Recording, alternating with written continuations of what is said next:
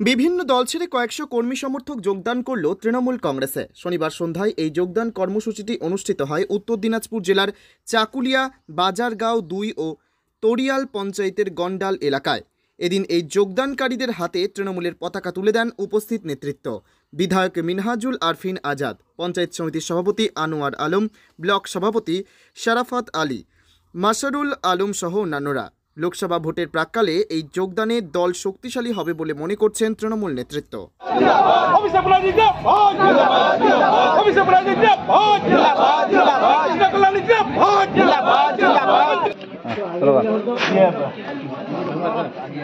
বন্দে মাতরম,